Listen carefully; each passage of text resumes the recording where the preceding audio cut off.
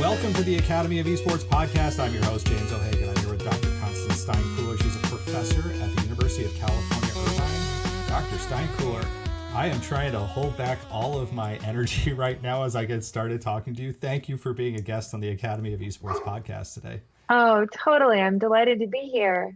You and I barely crossed paths in the state of Wisconsin. I think you left the state, I believe, in 2016 to head for warmer climates. I came over the border from Rockford into Racine in 2015. And again, I'm sporting the Wisconsin winter wear as we get into the season. I had to button the top button on my flannel because it is Keep 40. yourself warm. Yes. Yeah. Yes. We did have flurries yesterday. I'm sure you miss all of that. Oh, it's funny. We have to go visit the snow every winter because we all miss it so much. I loved winter in Wisconsin. It is one of the most beautiful seasons. The first couple years, people would say, oh, take up a winter sport. You got to get used to it. And I was like, are you insane? And then finally I did. And I was like, oh, I get it now, right? To be able to go out and play in the snow and then come back into where it's warm is heaven, totally heaven.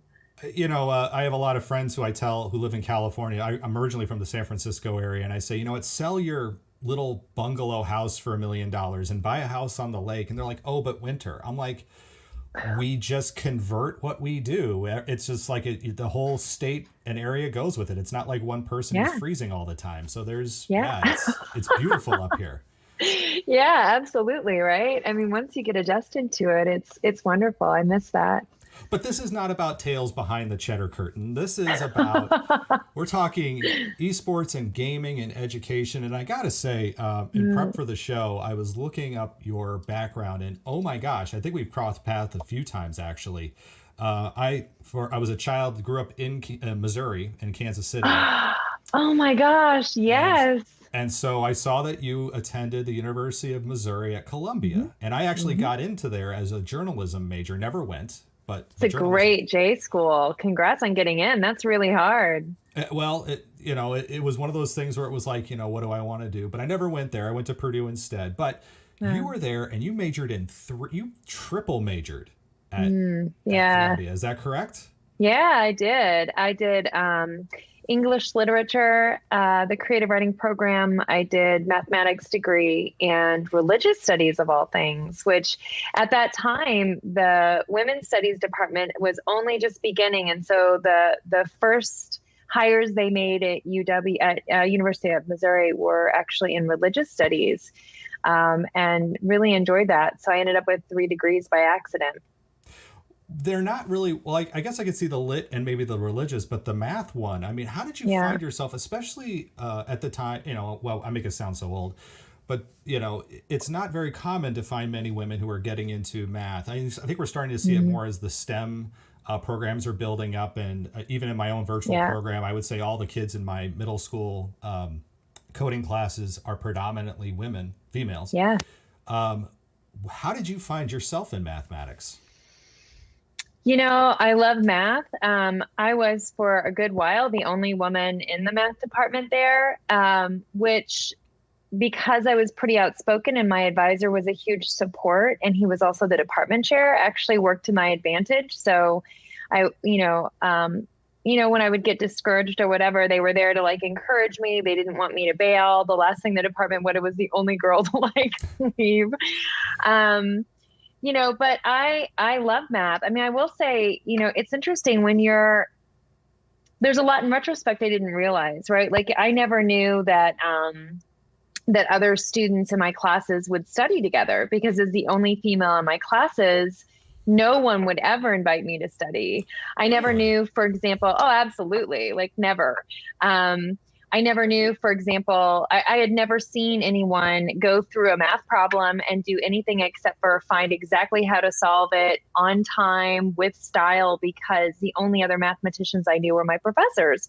Mm-hmm. And, pedagogically, it's you get a lot of, especially at university, you get a lot of examples of positive solutions, but you rarely get to see someone land themselves down sort of a dead path or, kind of a garden path that isn't working and figure out how to recover and to find a new solution path. So it's interesting. I think it also got me really interested in education because the whole question of learning and how does someone go from understanding something to not understanding something is a deeply kind of philosophical question. It's a psychological question. It's cognitive. It's also social. So it's kind of everything all rolled up together. You know, in education, you have to deal with all of that happening at once. You know, we forget that learning something, truly learning something new, is really hard work. It means that you have to revise what you already believed.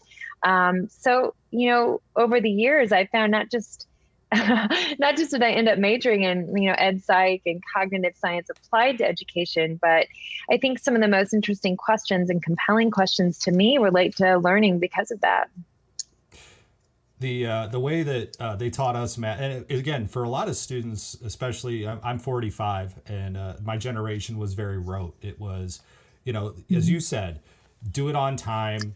There's always these exact steps. Don't deviate from the steps. It made math feel very rigid. It didn't feel like it was an art. Yeah. And then at Purdue, they taught us, because I was in the elementary education program and how do you teach students, and they took us back and they made us learn base 8. So when you're looking at math, when you're starting over and it's like, okay, the whole concept of what we consider the tens place is now the eights place, right? And what is 10? And it was like, it was a really interesting, like it made everything so much more like, it made multiplication and division and all the steps that we do seem so different. Like and of course, you know, with computer science, a lot of it's binary, it's 0 and 1s. And when you look at that IP address on your computer, that 192.168.1.1, that's all in binary, and I mean that's how computers see everything. So there's a lot of tremendous carryover that you're talking about right there that goes into so many different things. Yeah, absolutely. I mean, for me, math is this just incredibly elegant world, right? Like, if you can agree to a set of premises, then you can find the solution to it, or you can at least make an argument for why there is no solution or infinite solutions. Mm-hmm. So I love just the conceptual order of mathematics. I think it's really poetic and beautiful. But it's funny, whenever I studied math for a semester and didn't take any literature courses, I would miss English Lit. And then whenever I would take English Lit courses and no mathematics, I would miss mathematics. So that's how I ended up with the degrees I ended up with. So let me ask you this interesting question. I have an answer to this one in my own head, but I'm curious to see if you have one. English Lit major, math major. What is the story that you can think of? Do you have a book or something that kind of brings both of those worlds together, where you can get into like the math and like this amazing literary story? Because I find that, for example, like my father raised me on the books of Isaac Asimov, science fiction. But it wasn't just that Asimov was a great science fiction writer. He also wrote books on physics, and you know, one of his books on physics is like one of the most interesting. But those aren't necessarily literary tales. I mean, is there something that you could think of where maybe somebody who's maybe interested in something like this might? And I'm sorry to put you on the spot. This was not a question that I prepped you for. You know, I didn't, though. I think there certainly are books in science that have a foot in both worlds and are written in a very literary way, but telling the story of something that's, you know, I'm thinking about like Sean Carroll's work on evolution. You know, certainly in cognitive science, there are writers that I find to just write the most elegant. I mean, it feels like elegant prose, but it's actually about scientific problems. So I guess that's one place where I would sort of see that there's this overlap. You know, my senior year, I remember, I think it was like in an advanced creative writing or poetry class. I think it might have been poetry, but I'm not sure. But I remember bringing in at the time, you know, I had said that my advisor always was incredibly supportive in math. Mm-hmm. And so there was, believe it or not, I mean, I cannot believe this in retrospect, but when I did a math degree, they required you to take statistics and they required you to take computer science. Okay. Or computer science, some of their class. And those two courses, I was like, I want nothing to do with them. I don't care. I don't like applied math. I thought they were applied math. And I wanted nothing to do with it. And I pitched a fit about it and convinced my advisor to let me replace those classes with history of mathematics and with non-Euclidean geometry, because I love geometry. And he was a geometer, so he was willing to do like a private study in like an independent reading in non-Euclidean. So my senior year, I think it was in a poetry class, and I decided to, for the first time, bring in some of the non-Euclidean geometry to talk about it from like a perspective of just sort of conceptually what I think is so beautiful about it. And the teacher gave me an F. Really? Oh yeah. She was like, yeah, you're not very convincing. I was like, well, I guess I need to spend the rest of my life figuring out how to convince you that this is as beautiful as, some of the deep concepts in some of our better poets. But well, yes, it is so fascinating that somebody who would just maybe intimidated by the way it was, I don't know, but that just to me is so, that's so fascinating that they would just kind of turn up the nose. It's kind of like, I just had a recent, I had met a student who brought in Minecraft into his science class, right? And he's part of the Rube Goldberg NASEF Minecraft, and he applied his pulley system to a lesson on energy transfer. Yes, and it was that is amazing. He had totally stumped on the lesson requirements, and he just finally didn't even tell his parents, didn't run it past him. I'm the director of the program, and we meet weekly. He just turned it in, and he's like, "I'm turning this in as my energy transfer," and it was like, I love it. That's telling the story. That to me is application. And I've seen it too. Same thing where my girlfriend's son did a human cell in Minecraft, and you could actually ride through it. Like he did it like with a mine cart, and you could ride through it on the and kind of like with your professor. That was rejected because Minecraft was not part of the lesson. It was basically do it in a shoebox. That whole shoebox cell. Yes. So I know just what you mean. It's gonna take a while, I think, for some educators to come around to the concepts that you're talking about, or some, but we can't stop pushing those things, I guess. It's interesting because I find a lot more resistance to that at the level of higher ed in certain ways. Although, the truth is that once you dig into, some of the best problems to work on, the most pressing problems in academics, are actually problems that lie at this sort of blurry intersection of multiple disciplines. Mm-hmm. So they rarely fit squarely in these sort of traditional disciplines of like, it's a biology problem, or it's a computer science problem, or it's a, social sciences problem.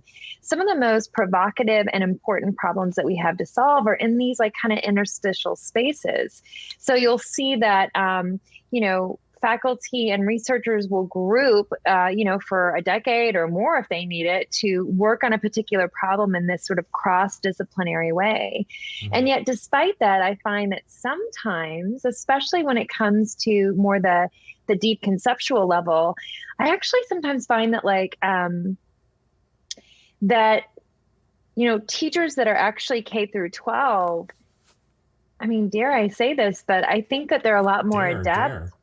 I think that honestly, they're a lot more open to and adept in many ways at sort of getting these intersections, or how particular concepts play out in the world and why those connections are so important. Mm. And I'm not sure why, except for that maybe it's simply the training and like pedagogy, where you have to not just understand for example, to teach mathematics to young children, you need to not only deeply understand things like number theory and algebra, whatever, depending on the age group that you need to understand, but you also have to understand how people learn that concept. You have to understand like how to design materials that bring them towards certain productive ideas and not unproductive ideas. So you really have to know your stuff, right? And you have to know it in a way where you know how other minds come to greet that content.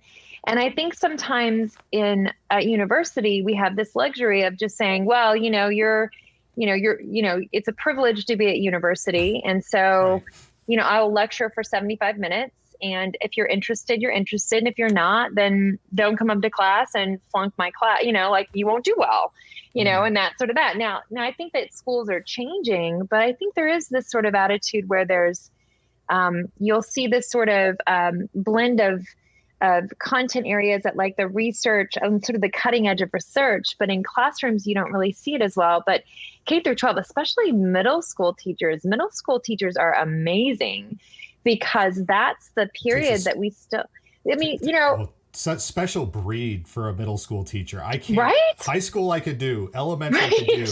Middle school teaching, oh my gosh, I had no fun with working with middle school kids. Totally hard, man. Oh man, I used to always say that like I can handle up until about 6th grade. And of course my kids are like 10 and 13 now, but because developmentally it's just so different. And every year, humans are so different at those like huge developmental milestones. But yeah, I normally worked with teenagers. But I used to always say, like, once it got to 6th grade and kids would like literally accidentally fall out of their desk, I was like, I don't know what to do with you. Accidentally fall out of their desk randomly. Yes. Of course. Yeah. They're also the biggest delight though, too. So it's true. They can give you the best energy. That's for sure. As everything is, they're growing rapidly. My children are 16, 14, and 12. So I have 2 that are kind of in that. So great. Yeah. But tiring. Very tiring. Yeah. but again, we're not here to talk about middle school. But it's interesting. You did talk about the way that problems at the university level are compartmentalized, and I think this is what really drew me to your research. There's somebody who maybe you do or do not know who's also in the UW system. His name is Chris Wiley. Chris Wiley is an art teacher at UW Milwaukee. It's okay if you don't. It's fine. I know his name, but I don't think we've met. Well, he's an art teacher. He's an art professor in UW Milwaukee, but he's really delved into virtual reality as a teaching and learning space. But wow. He's again, as an art teacher, people may go, okay, he's an art teacher. What does he have to do with education? But he's really diving into connecting what his work is doing in virtual reality with people who are involved with physics or mathematics or even mental health. Your work as well that I have seen, not just at University of Wisconsin-Madison, but also at UCI, is very interdepartmental. It really, what I've started to see, especially when we're talking about esports, when we're talking about gaming, it's not the computers. Everybody seems to focus so much on the computer science aspects. They focus on the programming. Very little attention I felt, or I think it's getting better, but little attention now is paid to the mental health aspects, the social aspects, the physical health aspects. Business is starting to pick up. I mean, Ohio State and Staffordshire have their business programs, but again, your work on esports and gaming has really, I think, shown just how big of a tent all this could be. Has that been a surprise to you when you started this? I mean, totally. Yeah. I mean, to step back, my family were German Catholics. I was raised in very traditional schools, raised by nuns, very formal, Jefferson City, Missouri. Oh, so we were both in Missouri. Okay. Yeah. Okay. And so I was raised in a very, very traditional academic setting, and very rigorous and very, it was a great education. But I was always really drawn to the problems that were messier problems and had a little bit of creative aspect to it. I came to games not because I was a heavy gamer. I'd given up games since arcade days in my teenage years. I hadn't gamed or even watched television since I was like 17. So somewhere in my late 20s, early 30s, I was very interested in social interaction and joint problem solving online. So this is right when the internet was just crossing about 50% of American households. So folks, it was very new. It was very optimistic period. This notion of just having access to so much information, both that you can share, but also that you can access, was a huge deal.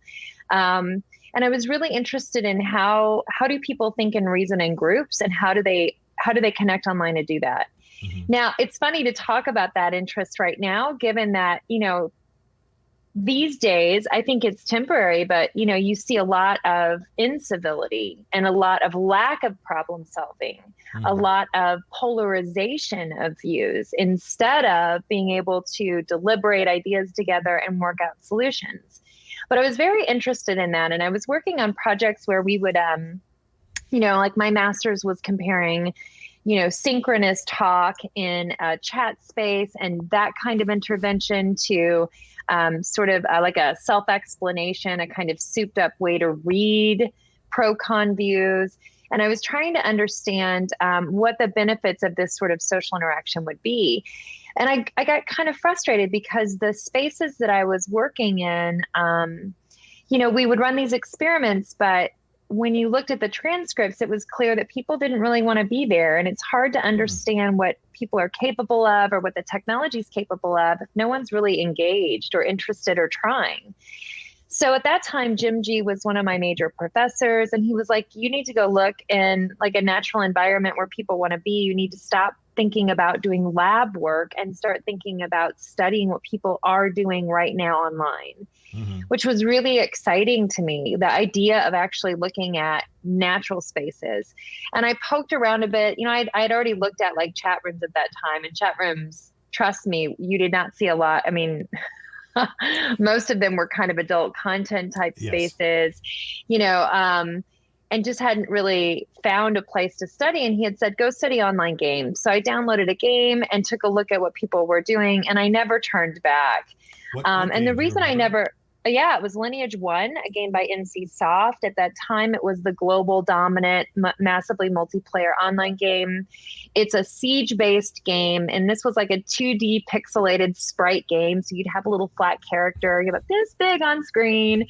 But it was globally the dominant title at the time. So I was interested in just figuring out what are many people doing, what is normal out in the world. But I was really totally, utterly blown away. I mean, I just, the level of just having to coordinate with each other and having to solve problems, not just like one problem, but multiple problems at once. And then the level of engagement too, right? The idea of being in a space where people want to do well, not where they're watching the clock. And, so I turned my work towards studying games. And games have proven to be a really interesting space because, especially for learning and thinking, because they are this, you can design a game and give someone a first person experience of something. And maybe it's something, maybe it's an experience that you've had that you want to share, like living in a war-torn country or, solving a mystery. Or maybe it's one that no human has ever had, but the science and you can do it. Like, going inside a cell, right? The examples that you've given. But I find that the fact that, teachers do this all the time. Teachers design very carefully the experiences of their students. They put a lot of thought into those activities. And games are in many ways kind of an extension of that work, but they're at least outside of classrooms, they're opt-in, they're voluntary. And the kind of work that people are doing, cognitive and social work, is what they draw pleasure from. It's not required. So it's just a really exciting space to study. Especially, I predominantly study young adults. It's hard to be cynical sometimes about the world when you see what kids actually do and call fun. Like, let's just take Minecraft, right? Minecraft is an incredible platform. It's just an incredible platform.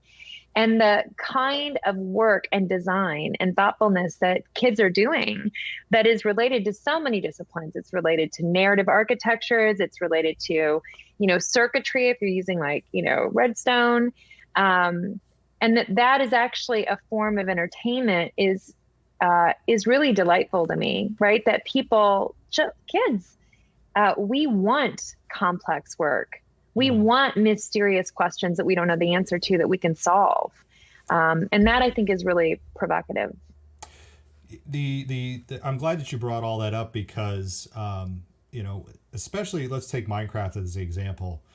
My dissertation work is in the realm of self-determination theory. So intrinsic and extrinsic motivations, right? The thing that I find so wonderful about it is that you don't have to tell a child, play Minecraft. You don't have to say, okay, class, today we're going into the computer lab and I need you to play, I need you to build me X, Y, or Z. You could just say, hey, show me what you've done. And they'll show you their entire village. And you'll say, okay, well, I just want to see this one little thing. If you can do this, are you using redstone coding? Are you doing regular coding? Have you done any mods? Are you? And by Yes. chance, here's the thing too. If you bring, if a child sees another child's idea, whether it's through YouTube or Twitch or just in class, they don't need to be told, now go do your research and find out how to do that. They will go Yeah. do it on their own. I think that's where sometimes the miss is with educational games, is Yeah. that there's too much, as Kevin Brown calls it, chocolate covered broccoli. It Yeah. is the, I want you to learn how to, let's take math. Math Blasters was one I remember as a kid, right? But it was all still, I need you to complete this many levels of Math Blasters. Or worse, the gamification of reading through the STAR accelerated reader programs, which would be like, Right. read an entire book and then take a quiz that was literally 5 questions. Yes. And I could see when I was a tech director in a school district that I had to oversee that program, I could see the intrinsic motivation of kids who normally would love to read, were reading books to a certain level, Wow. sometimes not even to their level. They were reading actually down so that they could check the box that said, I read this book and I completed the quiz and moved on.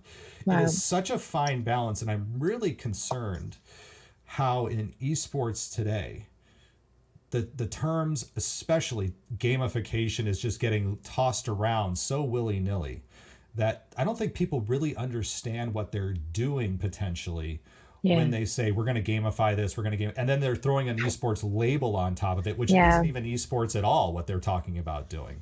Right. Yeah, I couldn't agree more. I mean, the term gamification, for a lot of folks is a huge turnoff because it was really very early co-opted by this marketing business effort, which was really all about kind of just a new, a new skin on, like those copy cards where you buy 10, you get one free, and treating that like it was gamification. And it was really a lot of very simple, it really wasn't even game mechanics. It was just sort of simple game features like achievements and sort of lathering them on the effort to make people buy more, buy sooner, et cetera. And I think it really got a bad name because of that. I think that if you go back to some of the work that doesn't really use the term gamification, but is about it, like Jay McGonigal's work, I think some of that is really deep and really provocative. And oftentimes, like, not very well implemented. It's a lot harder to implement true game mechanics than we may think. It takes some expertise. So it's always really interesting seeing some of these examples. And of course, esports is kind of right now the latest new trend. I think, again, you see a lot of market forces where, especially because the viewing audience, the spectating audience around esports is a young audience that doesn't watch cable, that, is on YouTube far more than cable, and is very dispersed across niche audiences and niche media. So I think for a lot of marketers, esports is this great way for them to brand and get their brand out in front of that young audience, and to seem and look as though you are young and hipster by branding a team, buying a team, et cetera.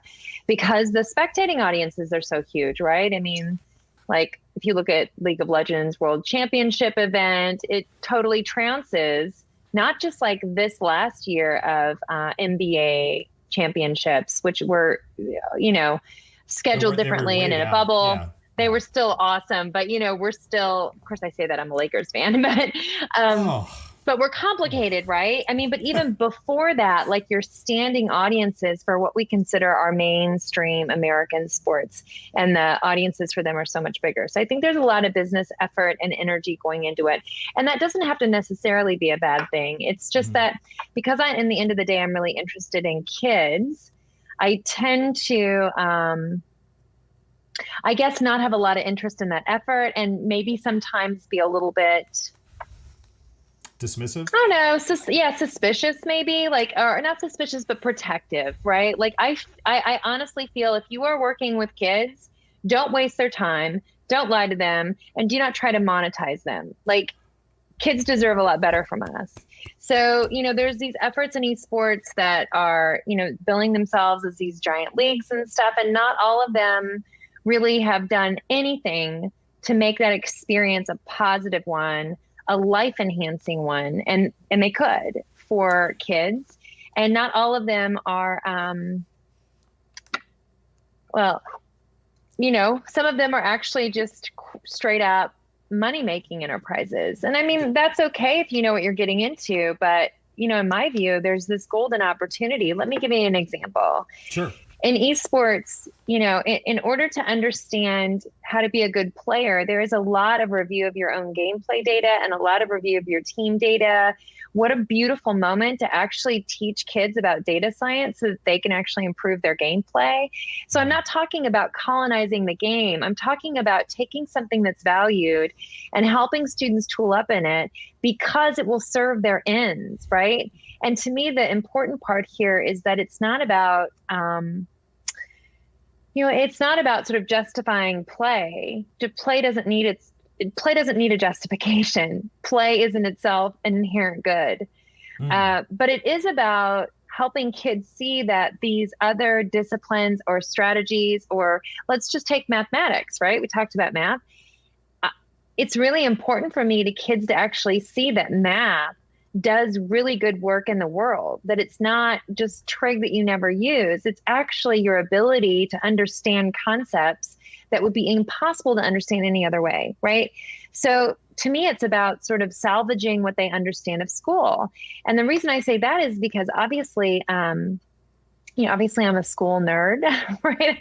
I did 3 degrees and then, and now I'm a professor. Like I obviously think education is a right. And I think it's incredibly important. And I think it actually is the biggest life enhancer available. Like understanding the world is a beautiful thing. And education is what enables that. But for a lot of kids now, K through 12, even dare I say university has turned into this sort of sorting game, this game where it's all about trying to get into college or into the right communities, community college, or it's all about sort of like tracking them and sorting them into some sort of imagined futures. And so when you ask kids, even kids who are doing well in school, if they value school, what you find is that even the kids who are doing well at school think that school is about credentialing. We have broken something vital when our kids think that school and education is simply about credentialing. So to go back to esports, what's so important to me is to actually show them that you don't, understanding math isn't about passing the test. Understanding math is about understanding your own gameplay data. It's about understanding the world in a way that you couldn't understand without it. It's about this work in the world that's pretty amazing, right? And I think that we don't have more and more, we don't have those opportunities in classrooms. So to me, if, what kids are into, if there's a way in which we can show them that some of these really important cultural ideas and understandings actually pay off for them and are connected, I think that's really important. If I had my soundboard going right now, I would have hit like the clapping buttons and like the my man. I mean, I have all these sound effects that I was, because that what I just heard You're so funny. Is music. That what you just described, because we got to back up a ways. Play. Let's go with play, right? Kids know how to play. Yeah. But what we have done a poor job of in school is honoring the importance of play. Yeah. When No Child Left Behind passed in 2001, as I like to tell people, very few people remember. They know about it. Yeah. And there was a lot of like visceral reaction when it was passed, but very few people even remember the lead up to it because it only happened 2 months after 9/11. Yeah. So while everybody else's attention was on what was happening in New York City and Washington, D.C. and around the world, No Child Left Behind was bipartisan. I mean, it was a Ted Kennedy, George Bush passed legislation that really put a lot of pressure on our schools to, I remember this well, it's, the idea that if we didn't make a benchmark, that we were all going to get fired. And I always wondered where they were going to find all these teachers to replace all of us, because we couldn't find them now. Where are all these amazing teachers who aren't teaching right now? Are they somewhere else? But, you drive around communities and you just look at the playgrounds. And it's like you could see the decay of the school playground over the last 20 years. Yeah. And now it's amazing, right?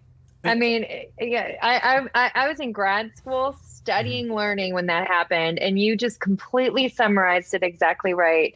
No Child Left Behind was this incredibly well-intentioned policy, broad and incredibly impactful. Bipartisan. I mean, yes. I was not a fan of Bush one, I'll be honest, but it was a really well-supported policy with the idea that we should not just have equal access to education, that kids deserve to have equal outcomes of education, right? And there are massive equity gaps which show us where we are absolutely failing, and we are often failing our most vulnerable kids. And period, full stop there.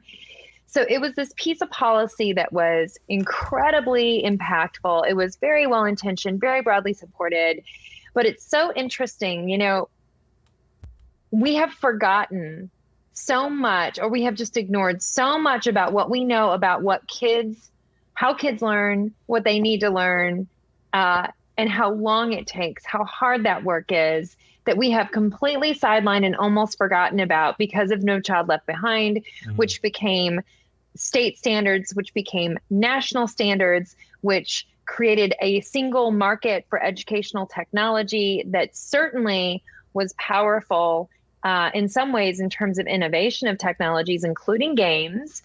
But in the meantime, we now have generations for whom K through 12 is about this standardized curriculum.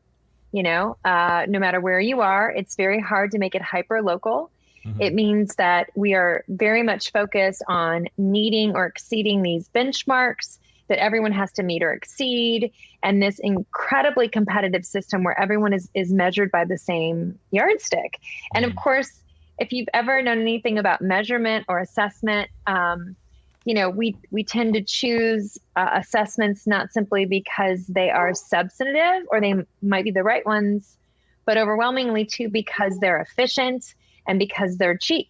So we have assessments. We don't do portfolios for kids. We don't gauge them on deeper, richer forms of assessment in terms of what they know and how, like whether or not they deserve to be in advanced classes, whether or not they deserve to be at university or would thrive there.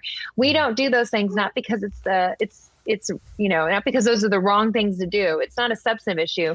We don't do those things because you can't scale them, right? So you end up with a system where all kids are sort of expected to be normed to this benchmark system, which has some benefits. But when you talk to actually kids, like it's almost as though this notion that K through 12 is about enriching your mind and making for a full person out in the world who votes, who has effect on the world. It's almost as though people look at you like you're quaint, right? And which is incredible. Yes. And it was not like that. It was not like that. I mean, think about how many more freedoms teachers had in the classroom before No Child Left Behind. I mean, what we now see in middle school where you get to do all this creative stuff, like this, like multidisciplinary mega projects, this super cool stuff you do in middle school. That's what school looked a lot more like. Now we just see it in the middle school years because it's not as heavily regimented. I started teaching fifth graders in 1999. So before that, I had self-contained class, right? Wow. I had a south suburbs of Chicago. I was in Lansing, Illinois, and I had kids. Robert Taylor homes had just shut down. So we had a lot of families who had moved from the south side of Chicago into our area. A lot of Section 8 housing had sprung up overnight. And I had a community of kids, an incredibly diverse classroom, socioeconomics and race. And I had absolute freedom to do whatever I wanted to that day. It was my first class that I had was so much fun. In fact, those kids and I, we still keep in touch. Oh, they're in their 30s, and some of them have kids who are almost ready to go into, fifth grade. They're like, boy, we wish, you could teach our kids. And I'm like, boy, I don't have the legs to teach a full day like that anymore. But yes, you spoke of it so eloquently, spoke of such tremendous freedom to meet kids where they are and to be really at the moment. I remember days I would look at my board, I'd write up all the agenda stuff the night before, go home, come back the next day. We'd start off, and I'd get about halfway through the day, and we would have either those teachable moments that would just come up in class, or I would take a look at our agenda and go, I don't want to do any of this. I love Do you guys want to do any of this? Because this sounds really boring to me. Let's not do this. Let's do something else. And we would figure out, and again, we had a classroom economy. We use games. You want to talk about games? We took SimCity 3000. We ran one city as a class called Ohegania. And then we took it offline, and we had our own economy in class. So like kids, we printed up money. I built a stock market so that, and then I would crash the market like every couple of weeks. Like I would just spike it up and then just crash it down. And, it was such a wonderful time to be a teacher. And again, I applaud the efforts that a lot of people now, especially not just with esports, but like even my friend Angelique Giannis, who's using Among Us to teach persuasive speaking in class right now, taking that game that kids love, that intrinsically motivating thing. She says she's never seen so many kids in the state of COVID that we are right now turn on their cameras to participate.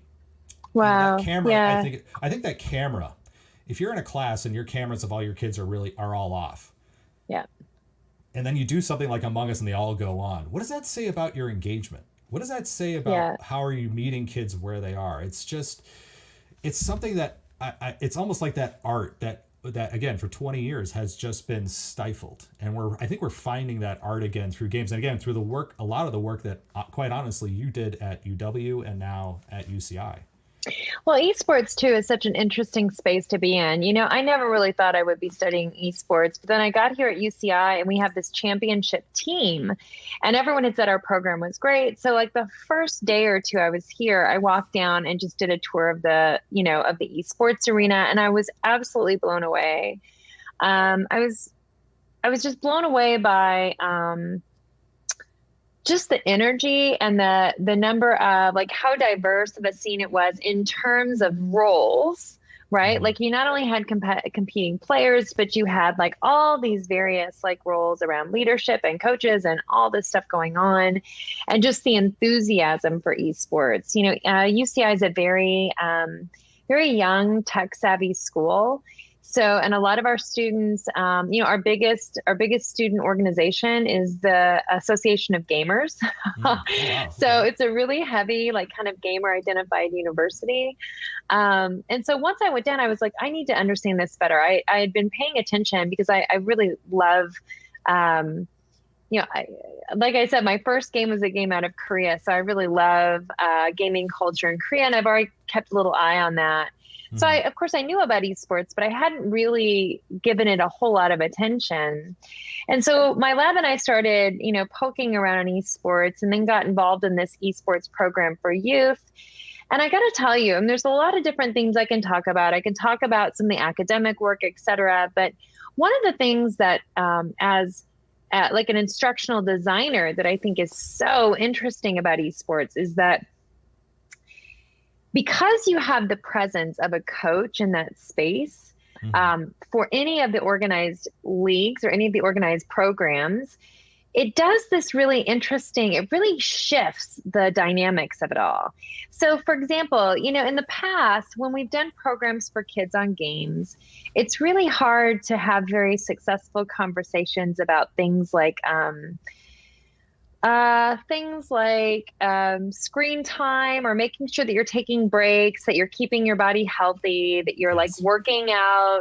Like that is sort of a conversation that would typically come off as like, I'm your mom telling you, get off the screen, go play outside, right? Yep. But it's funny when in the context of esports, it really is very shifted and different because it's under the frame of sports where you have a coach and you have a general manager. Number one, adults are in that space intervening all the time, right? the mentors and the leadership are adults. So you have this adult sort of role models, adult mentors there in a very natural, normal way that you don't normally have in game communities. Number two, because it's a sports metaphor, it's a sports frame. These are athletes in the end of the day. It's totally normal to have conversations about, listen, you have to get you need to get at least an hour of exercise 4 times a week. You have to do it because literally you can see in the data that players that are in better physical shape are better esports competitors. And you can have that conversation. And then third, one of the themes that has really emerged as surprising and interesting, and that we've really sort of we're kind of turning a lot of attention toward, is issues around player tilt and toxicity. Because I'm sure you've had plenty of conversations about, in the last 5 to 7 years, I mean, so many of the online games now are competitive MOBA type spaces where, you may have a team that you play with regularly, but other people, outside of your team and your own friendship network, other people, you don't always have the same sense of regulars that you have in something like a massively multiplayer space. So you don't have those kinds of relationships. And so people have more of a tendency to treat others as though there's no one behind the screen, right? Because it's so ephemeral. I avoid League of Legends because I'm an idiot about the game. And to go in, I've done it a few times where I go in and I don't know the game.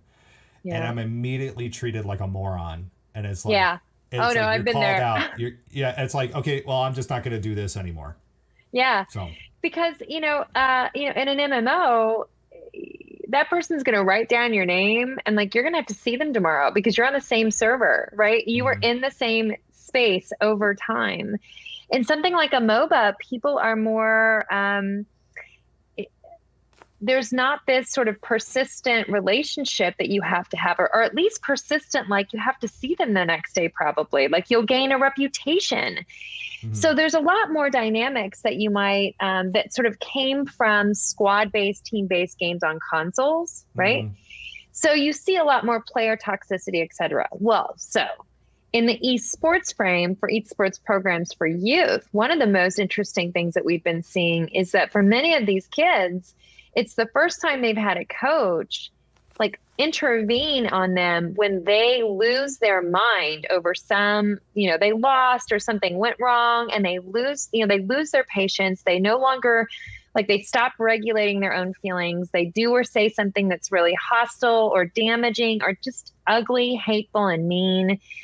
And it's the first time they've ever had anyone step in and be like, whoa, whoa, whoa, whoa. When you do that, you literally destroy the team. That is failure. Winning the game is not enough. Your team has to coordinate together, and you can't lose your mind every time something doesn't go your way, or you don't perform as well as you think you want to perform.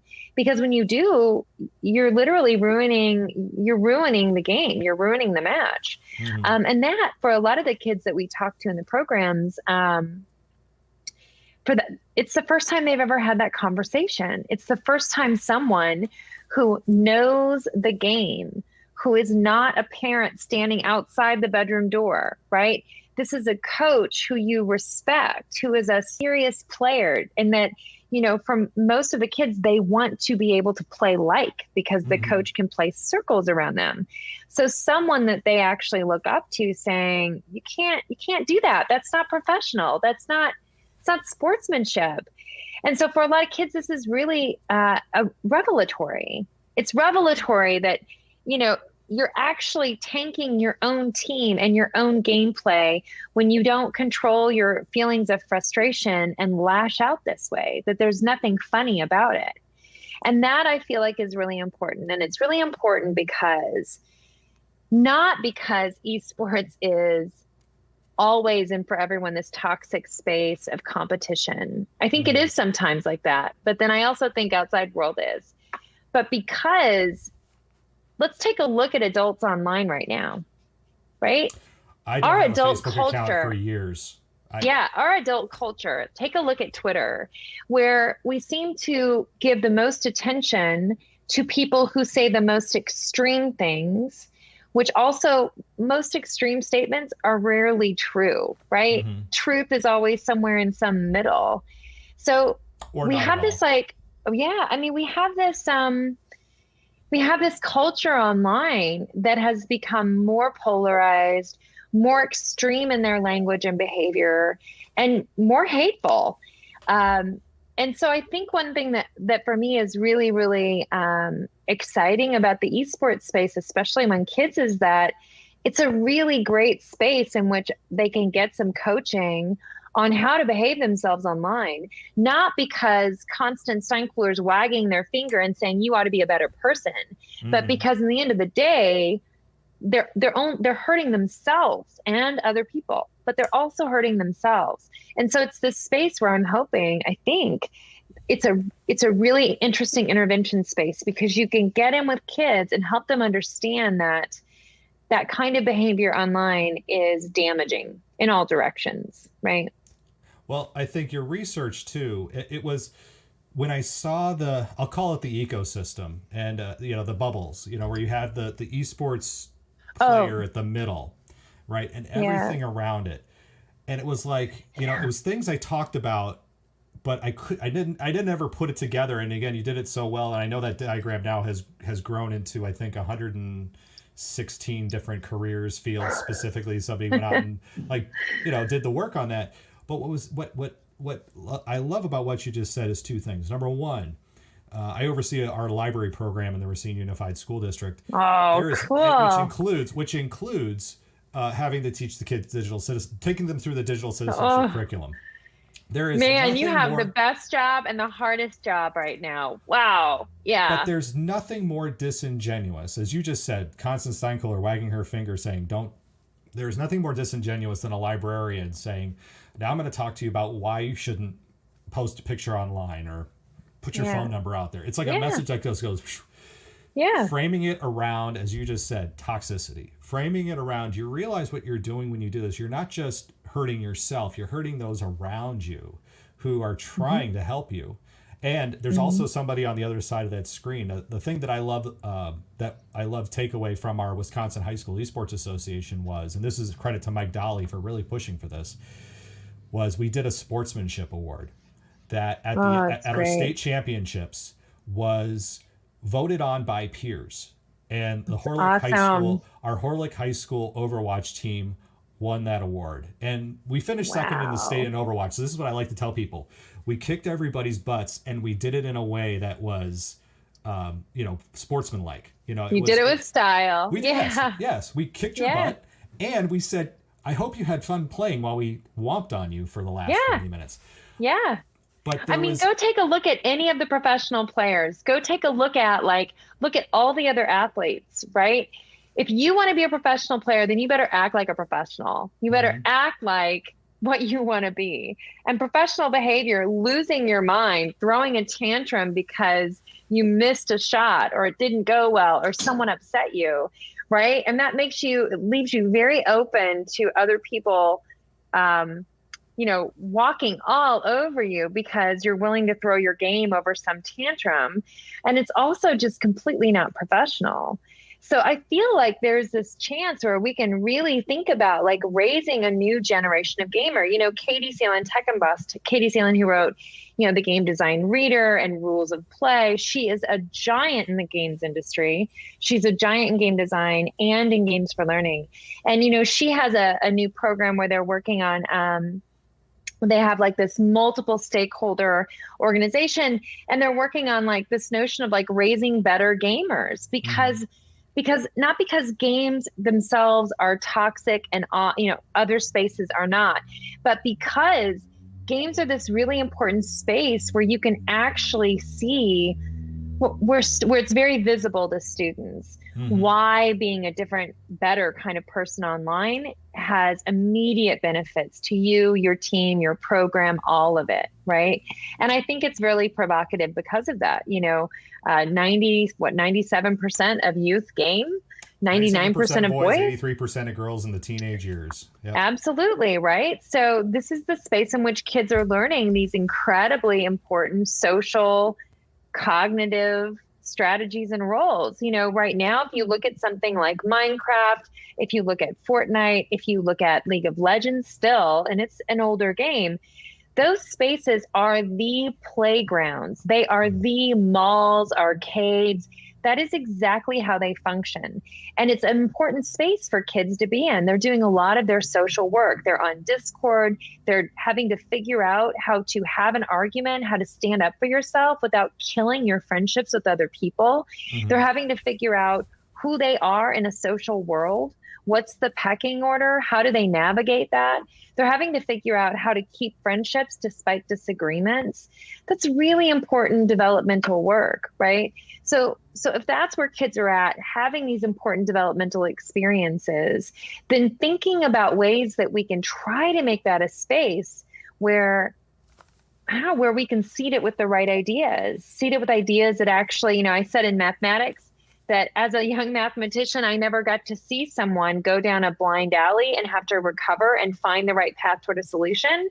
Mm-hmm. Well, it's kind of like that. Like, why not help kids in that space find ways to plug in? And I see it, especially through coaches and general managers in this esports space, to help students find what are not those blind alleys, right? Find out ways to actually be online and not make it so that it's toxic and just dismantling for everyone. And I mean, we've seen it happen. We've seen it work. And it's really transformative for the kids that are involved. That Lord of the Flies experience that a lot of our kids have is something I know that we're really working to try to fight against. And, I know that the professional scene, there's a lot of money coming into it. There's a lot of money being thrown at organizations and stuff. And I keep telling people, if you're not going to be in a professional program, don't worry about what the professionals are doing. Don't design your school-based esports program what the professionals are doing, because those are not your goals. When I look at the other amazing thing that I've seen in this time that we're now on year, I started our first team in 2014 in Rockford. Wow, that's great. It was like, this was, and there was no book, there was no Constance Steinkuehler writing about esports at the time or anything. Like, there was no NASEF or, it was like figuring it all out. And the thing that I have found most amazing at this, and this is something that I know a lot that scares teachers, and it is the hardest thing for teachers to do, is to not be the experts in the room. Yes. So what you have at this moment is a dynamic unseen anywhere else. You don't see this in football where, the offensive lineman comes up to the coach and says, that offensive player just ran as trash. We should do something else. Yeah, never happens, good point. Right? But in esports, what you see, again, this is why I love how we've adopted the idea of just calling our teachers in the room general managers and not necessarily calling them coaches, because a coach is a mindset of front of the room, telling everybody what to do, calling the plays. It's a lot of stress for somebody who maybe is there because they love the experience that kids are having and they want to support kids. We don't have this culture of gaming coaches yet. So what do we have now? We have teachers who are general managers who are organizing the space, making sure everybody is safe, making sure that that we get to the match on time. And then there's these kids who have it doesn't happen overnight, but have risen up. And as you said, one of our best players, actually, he was named the North America Esports Coaches Directors Association Player of the Year last year, Angel LaRosa, who's now come back to coach one of our teams. When he came in, he was by far the best Overwatch player in our program and probably in the state of Wisconsin. He was such a toxic, I won't say he was toxic, but he was very, like, he would go off and do his own thing. Like, he was that good. Like, he's like, I'll just win the game for us. Oh no. Yeah. And then when he went off the rails, everybody went off the rails. Yeah. It took him 2 years to like get himself into like this, oh, wait a second, I can lead these people. They don't have to be as good as me. We can all work together to achieve this goal. And again, the Sportsmanship Award, second in the state, he was a part of that team. And again, now he's back coaching. That would not have happened in a traditional classroom or a traditional sporting sense even. Let's say he was the best basketball player. chances are he's probably not going to run the team. He's probably not going to be the one who learns how to become, he could be a captain, and he was a captain eventually, but it's not this, it's such an, again, Greg Smith, who was the general manager for the Horlick team, he would only step in if absolutely necessary, but it was like he let those kids almost these beautiful self-organized learning environments that were very well structured. Wow. The other part that you talked about too is Discord. I have to say, up until the UCI ESC conference this past couple weeks ago, I had a hate relationship with Discord. Had to use it. I'm with you. I know what you mean. Part of our program, Kathy Shang put together probably the best conference, and it was run practically all through Discord, and it was fabulous. And it made me fall in love with it. And now our Discord server has grown over the years, where we have 5 high schools all in one space. The city of Racine is I don't know if you're aware of what the city of Racine is like in Wisconsin. I know you were at Madison for a while, but we are not at what you would call a top tier city. It is a city that has a lot of socioeconomic problems, a lot of racial problems. There's a lot of fractured gang violence in the city, and the schools are very disconnected. I was told I was nuts to put all 5 teams together, first of all, in the same practice space, but second of all, in the same Discord server. Wow. That Discord server has become a space where we have a memes channel. Now, people look at me and go, you put a memes channel up for teenagers? It's like, where else are they going to learn what's appropriate and not with their memes? And for some kids, they learned. And it wasn't they were going to kick you from the server. It was, let's take this down. I'm going to DM you and say, this is not appropriate because. And I'll rethink. And I even had a kid reach out to me recently and said, do you think this is appropriate? Can I post this? And I went, well, it's religious. Let's think down the road of what this could potentially lead to. Right. And it's the Discord space, as you were talking about, is such a great learning tool. But you can't just throw it up there, right? Right. So it's got to have rules. It's got to have a walled garden, if you will. You can't just invite everybody in. I mean, there's so many great things about it, but there's also there's the social side of it too. I mean, I love what you're talking about, and I love the way you approach the problem. You know, if you're going to be in the business of working with kids, in fact, I would say probably all of us are kind of a work in progress. We're all learning, and, you know, online culture is not what we thought it would be 20, 15 years ago. No. I feel like you have to be able to approach this like you're going to work with kids. You're going to figure it out, and there's going to be mistakes. There's going to be like horrible mistakes sometimes. You got to figure out like how to move forward, like get over it. We're going to have to learn how to do this together, and we're going to have to learn it about, you know, in some ways the hard way, because it's not as though we figured this out and we know what model to adopt.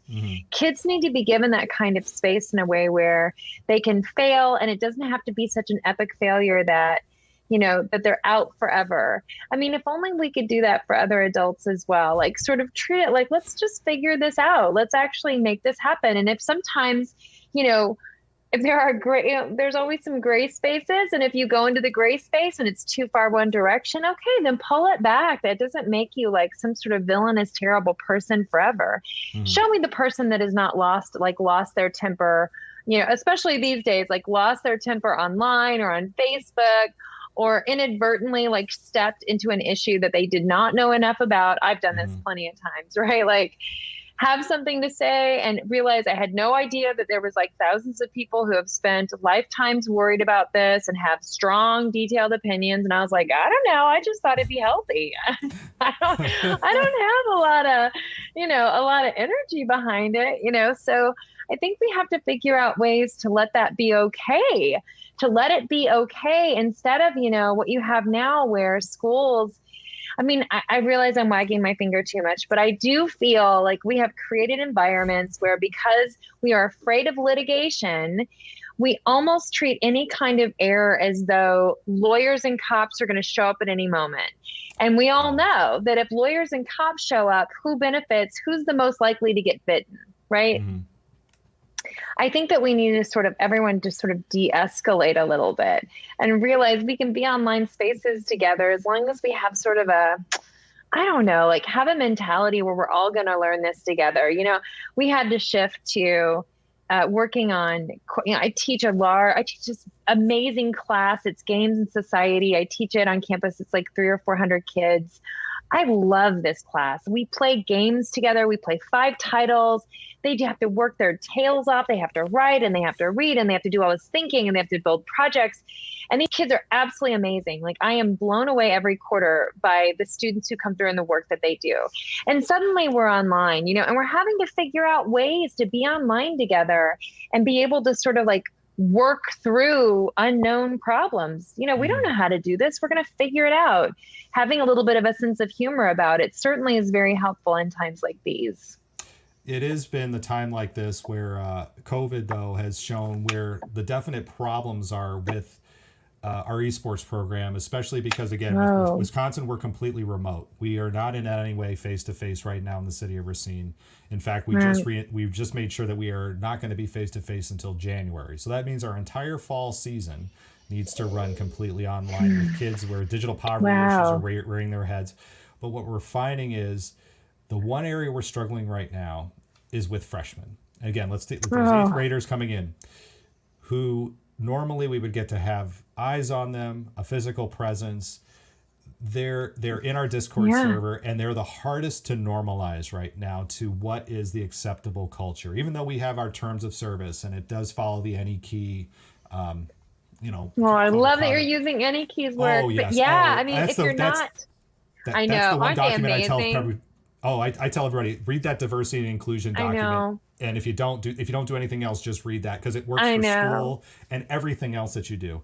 They do, right? They're so awesome. Oh my God. But and what a hard problem. It's like we're all suddenly online. We're on platforms we're not used to. We're trying to figure out how to use Discord. How do we use Zoom in a way? And I have to tell you, like, I've been studying online technology since like probably 20 years, right? Me too. Yep. And I've always been an optimist, not because I trust technology, but because I trust people. People are good. People are creative and weird and beautiful, and I love them, especially kids. But it's funny. Everyone went online, and there are all these articles here in California about like, oh, it turns out that like this whole, maybe my kids playing games together is a good thing. Maybe it's okay. And I'm like, gee, how wonderful that you discovered that. But I have to admit, at the same time, like all of these like sort of admonitions against games, that games were going to cause these terrible social ills, people are sort of lightening up on that. And yet the same token for me, I'm like, online sucks. Like, I want to hang out. It's like I'm having to sort of eat some crow, because I'm like, I miss I miss going into a classroom and teaching and seeing their faces, so I can tell whether or not what I'm saying makes sense, whether or not what I'm saying is complete, whether or not they're excited or bored, like that feedback. I don't have that. I can't see their faces. And it's so, it's not just that it's not functional or that it's harder. It's that the connection that is the basis of teaching is gone. So it's like, I can't find them out there, right? I can't find them. I can't see their faces and see their reactions and know how they're doing. So it's just very discombobulating. I'm like, online sucks. Everyone else is like, online's great. And I'm like, but esports in this environment is at least a way in which kids can do like work in athletics and actually like have social groups that keep going. It's been a lifesaver in many ways. And I know a lot of programs have really, whether they are for-profit or non-for-profit, a lot of programs have stepped up with their offerings so that kids have places to go and things to look forward to. So, as much as like I have my opinions about different programs, all of them have tried to like build stuff for kids in this way, which is really pretty amazing. Right.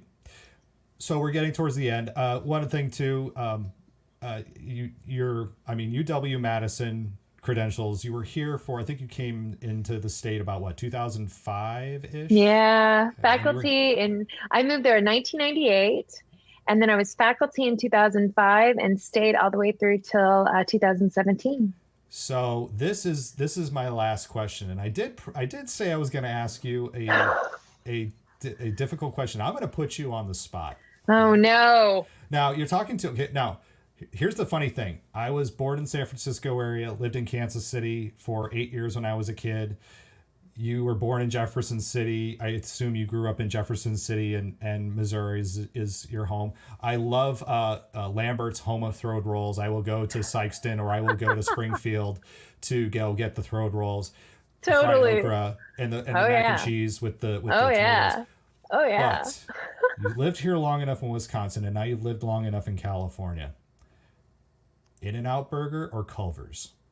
Oh my God, Culver's. Thank you. Oh my God. In-N-Out is Was there trash. ever In-N-Out? In-N-Out is hot, ever overrated hot garbage. Totally. Thank you. Totally. And can I just say, like, butter is better on everything. Butter makes everything better. So I don't think so. Can I also say ice cream is not even nearly as good? Like cheese. I went into the first cheese section here and I was like, this is what you got? This is it? Like this little sad little. So you know how they have those ads? I remember being in Wisconsin, you'd see these ads for like California, the great dairy state. And I was like, you're not the dairy state. Let me tell you, they're not the dairy state because California's great. Love the beaches, but no, I mean, going into like Brennan's or a local Wisconsin place and their cheese section is just like the most amazing art. I probably should post a picture because I live about 20 minutes from the Mars Cheese Castle right off of 94. Oh my God. Now, I know exactly what you're talking about. So awesome. the Mars Cheese Castle was when I went to Purdue. Two of my roommates were from Whitefish Bay, so it's just north of Milwaukee, and they used to bring this cheese down to Purdue. And I'm like, where did you get Mars this? Cheese Castle. And my first experience seeing the Mars Cheese Castle was literally my friend was driving and he goes, "Oh, there's the Mars Cheese Castle." I go, "Where?" And I'm picturing this in my mind like this gigantic, cheese factory, like in the distance, like ominous, like a Rocky Horror Picture Show. You were like, it's going to be industrial, huge kind of, right. Yeah. And I literally almost missed it because the overpass was too high and you couldn't see over the overpass to the Cheese Castle. But what I will say, here's my finger wagging, they have rebuilt it. And if there's a zombie apocalypse, I am going to the Mars Cheese Castle because it has turrets. It's stone. I mean, it is gorgeous and huge. That place is secure and it's full of cheese. Exactly. Wisconsin cheese. Oh my God. The other thing we do well is beer. Oh, Wisconsin beer and Wisconsin cheese is. These people don't know anything about spotted cow. They don't. Oh my God, no. Yeah. No, I know, right? I still have fantasies about the grocery store there. I mean, California produce is amazing, but cheese and beer, people. And the other thing is Packers. I will tell you this. The entire world, there is no state where there are not Packer fans. There are native Californians that when Packers play, my family will all have on Packers gear and they're like, "You like the Packers?" We're like, "We're from Wisconsin." And it's like we're rock stars because there are so many fans of the Packers that have never been to Wisconsin. Isn't that cool? It's like, I'm just like, how did you like the Packers? And they're just like, "Oh, well, we love the Packers and they're a community-owned team." They are actually just like a national beloved team. And so when I get to say things like I sent the other day, one of the school administrators at my kid's school, his icon for his email is Green Bay Packer logo. So I was working on some admin thing and I just went and said, are you a Packers fan? And I just got all caps back. So I just had to send him photos of my kids when they were little. The Packers have that spring season event where kids can come up and they'll ride their bikes and talk to them. And so I sent these photos and he could not believe it. He was like, "You actually did this with my kids and with your kids?" I was like, "Yeah, like every spring." Now, in full disclosure, because I did spend many years in Illinois, and even though I did grow up mostly in the Bay Area and Kansas City, while I was cheering for NFL teams, mine was the Bears. Oh, the Bears. But here's what I will say. Here's what I will say, Bears. But here's what I will say about Packers fans: nicest people, like the nicest fans ever. Yes. It is so wonderful. Yes. So, one of my colleagues has the sweetest mom. I was like, "Could you adopt me?" And I swear to God, she had a picture of Jesus and a picture of Brett Favre. Oh my God, it's my secretary. You described my secretary right there. I like you, girl. I was like, I wonder when will the picture of like Aaron Rodgers go up? And will it go up on the other side of Jesus, or will it go up on the other side of Brett Favre? I just want to know. We could probably just do a whole podcast on just Wisconsin. I think that would be Yeah. Here's a couple of people who can just really get into it. Dr. Constance Steinkuehler, this has been, as I've been screaming in my head the whole time, just excited to get to talk to you in this way and have a conversation with you like this. Thank you so much for being a guest on the Academy of Esports podcast. Oh, today. absolutely. I'm so glad to be able to be here. It's a real honor. And I'm glad to finally meet you in person. Well, pseudo in person, as close as we can get these days. Tell you what, I'll take it. When there's the UCI ESC conference next year and everything's wonderful and we can all travel, come out. I will be back out. I'm bringing the spotted cow. You bring the spotted cow. I'll show you where the good beach breaks are. Sounds wonderful. Thanks again for being on the Academy of Esports podcast today. Absolutely. Take care, and thank you so much. That will do it for this week on the Academy of Esports. I've been your host, James O'Hagan. Esports are organized competitive video games allowing schools to redefine their athletic culture, diversify opportunities for student participation, promote good physical and mental health, increase collegiate scholarship pathways, and play games. We can never forget the importance of play. The mission of the Academy of Esports is to support these ideals. The vision of the Academy of Esports is for all students to experience the fun and joy of playing competitive video games. You may follow me on Twitter at Jim O'Hagan. That's at JIMOHAGAN,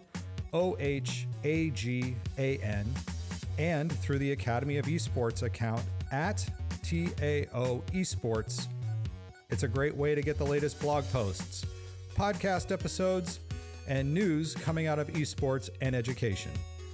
And remember, you can continue your engagement by going to www.taoesports.com. You can also connect through Facebook at www.facebook.com/TAOesports. Thanks again for listening, and I look forward to our time again next week.